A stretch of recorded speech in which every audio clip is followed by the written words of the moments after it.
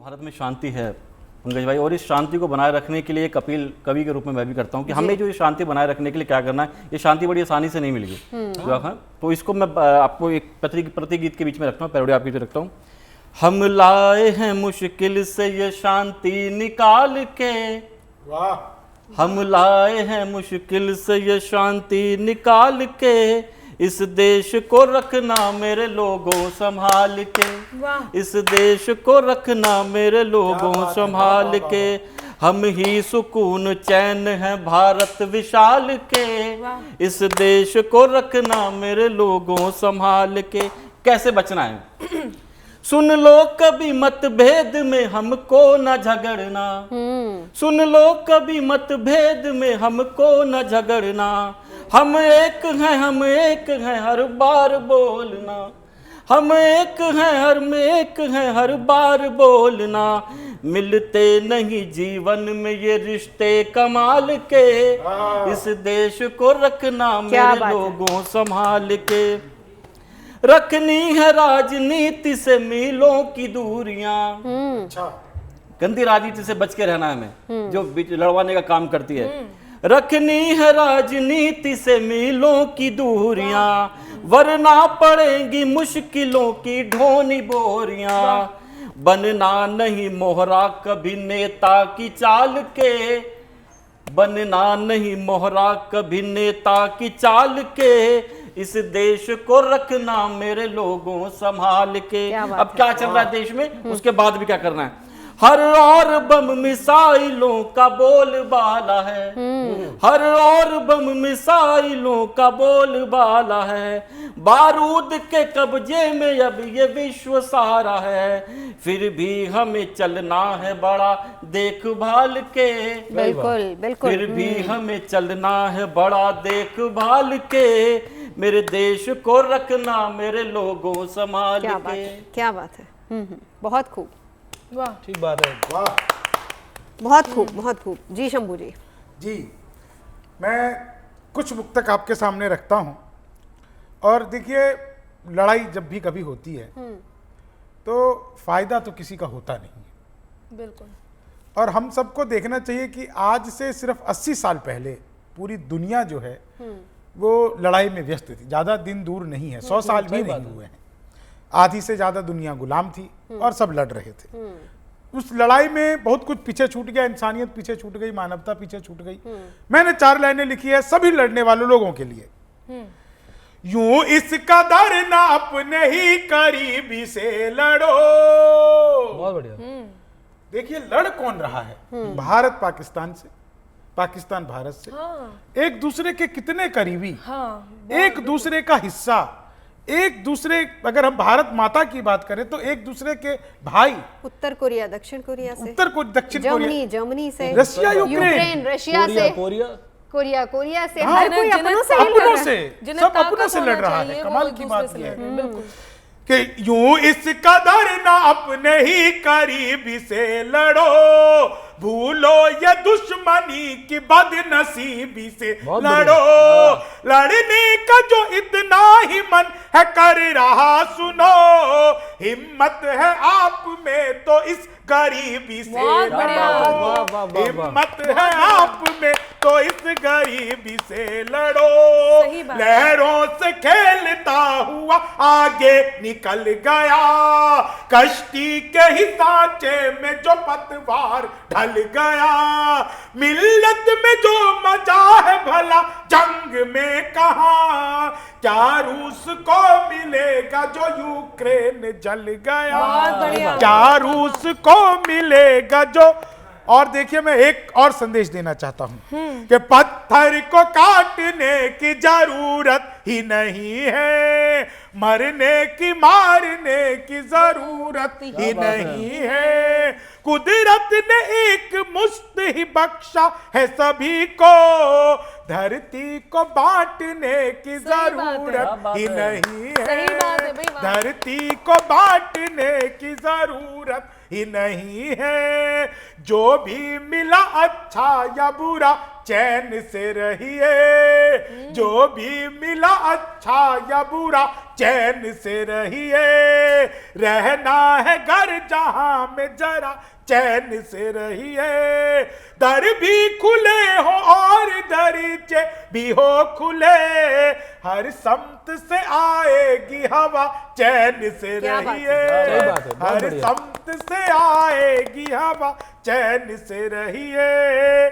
तो चैन से रहना चाहिए, चैन से इसलिए रहना चाहिए क्योंकि बेचैन होकर के हम दूसरों का चैन खराब कर देते हैं। बहुत बढ़िया, बिल्कुल ठीक बात है। बेचैन करते भी हैं कुछ मुल्क, कहीं ना कहीं बेचैनियां सही बात है। मतलब आती हैं और उसी वजह से इस तरह का माहौल बनता है। क्यों पंकज? बिल्कुल ठीक कह रही हैं आप। और चूंकि आप तो मैं देखता हूँ अब न्यूज़ भी खूब दिखा रही हैं आजकल, जो तस्वीरें भी आ रही हैं हाँ। वो सच में ये सोचने पे मजबूर तो करती है कि जंग होती क्यों है आखिरकार, क्योंकि इसमें किसी को कुछ मिलता तो है ही नहीं। ये बात जो शंभू जी ने कही वही है।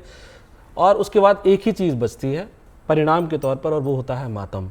हाँ। तो मैं कहना चाहूँ, मतलब मेरी कुछ सिर्फ यही, मुल्कों को उस मातम से कोई फर्क नहीं कुछ पड़ता, फर्क ही नहीं आग पड़ता लगाकर उनको। खुद बिल्कुल पीछे जाके बैठ जाते पीछे बैठ जाते तमाशा हैं। भी देखना तो बस हाँ। यही है कि मैं उनको एक व्यंग है हल्का सा, ये उसी के माध्यम से ये कहना चाहूंगा कि बुझ गई हो प्यास गर, बुझ गई हो प्यास गर टैंकों मिसाइल और गन की, वाह, बुझ गई हो प्यास गर टैंकों मिसाइल और गन की। की, खो गए उस आग में जो उनका थोड़ा गम बनाए, आओ अब मातम बनाए। खो गए उस आग में जो उनका थोड़ा गम बनाए, आओ अब मातम बनाए। मातम बनाए। आंसुओं ने छीन ली, आंसुओं ने छीन ली बच्चों की खुशियां क्यों भला। आज तस्वीर मैं खुद देख के आया हूँ, मन बड़ा भावुक था। आंसुओं ने छीन ली बच्चों की खुशियां क्यों भला, बेवजह मासूम कोई आग में क्यों कर जला, पड़ गई ठंडक जो दिल में अब तो नम पलकें उठाएं, पड़ गई ठंडक जो दिल में अब तो नम पलकें उठाएं, आओ अब मातम बनाएं, आओ अब मातम बनाएं।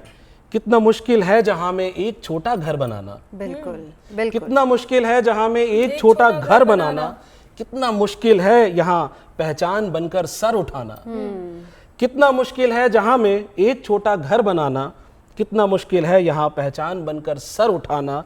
अब न घर है अब न सर है, अब न घर है अब न सर है, और न अब वो शहर है, सब धुआं है राख है सब, कौन से हम घर में जाएं, खो गए इस आग में जो उनका थोड़ा गम मनाए, आओ अब मातम मनाए, आओ अब मातम। क्या बात है, क्या बात है, बहुत खूब बहुत खूब। समझने वाले बहुत कुछ समझ जाएं इससे। जी जी, मैं एक बात कहती हूँ। अभी यहाँ से बात आई थी कि फ़ायदा किसी का नहीं होता है, और ये बात सही भी है।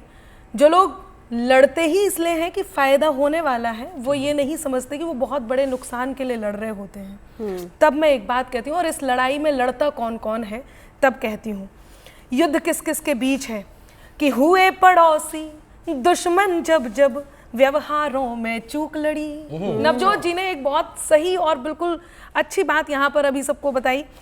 शंभू जी ने अपनी कविता से कहा कि जो आपस में करीबी होते हैं वो एक दूसरे से लड़ते हैं। आपने कुछ उदाहरण यहाँ पर प्रस्तुत किए, ये वही पड़ोसी होते हैं जो आपस में लड़ते हैं, जिन्हें एक दूसरे की ताकत होना चाहिए। तो क्या क्या लड़ता है वो कहती हूँ कि हुए पड़ोसी दुश्मन जब जब व्यवहारों की चूक लड़ी, हुए पड़ोसी दुश्मन जब जब व्यवहारों की चूक लड़ी, और जहन की चालों के संग दिल में उठती हुक लड़ी, और जहन की चालों के संग दिल में उठती हुक लड़ी, जो हद में संतुष्ट रहे वो प्यार बांटते मिले हमें। जिन्हें जितना मिला उतने में खुश हैं, जिन्हें ये माटी बांटकर जिन्हें जितनी दे दी गई वो उतने में खुश हैं, लेकिन जिन्होंने इससे आगे जाने की कोशिश की उन्होंने युद्ध की स्थितियां बनाई। तब कहती हूं कि हुए पड़ोसी दुश्मन जब जब व्यवहारों में चूक लड़ी, और जहन की चालों के संग दिल में उठती हुक लड़ी, जो हद में संतुष्ट रहे वो प्यार बांटते मिले हमें, रणभूमि में आकर के तो बस सत्ता की भूख लड़ी, रणभूमि में आकर के तो बस सत्ता की भूख लड़ी। और एक काश हमेशा रहता है, काश हम ये कर सकते।